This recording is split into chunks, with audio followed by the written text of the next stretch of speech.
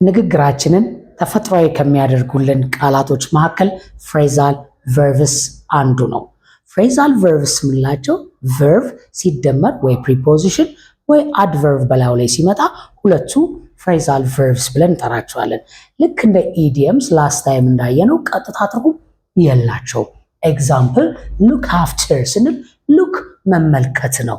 ሉክ አፍተር አንድ ላይ ሲሆን ግን መመልከት ከሚለው ትርጉም ወጥቶ ቴክ ኬር ኦፍ ወይም መንከባከብ ይሆናል።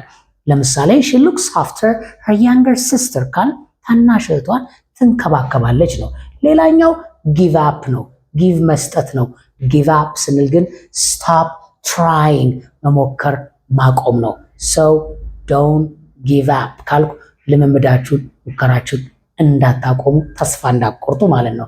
the other take off ነው። ቴክ መውሰድ ነው። ቴክ ኦፍ ሲሆን ግን ማውለቅ ይሆናል። ቴክ ኦፍ ዩር ጃኬት ጃኬትን አውልቅ ይላል።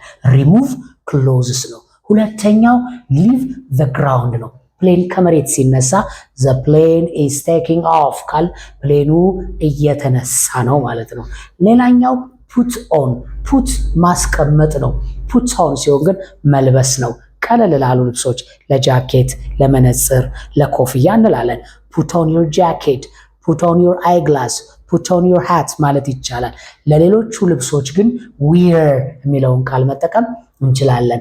የመጨረሻው ጎ ኦን ነው። ጎ መሄድ ነው። ጎ ኦን ሲሆን ግን ኮንቲኒው ቀጥል ማለት ነው። ሶ ጎ ኦን ፕራክቲሲንግ ኢንግሊሽ።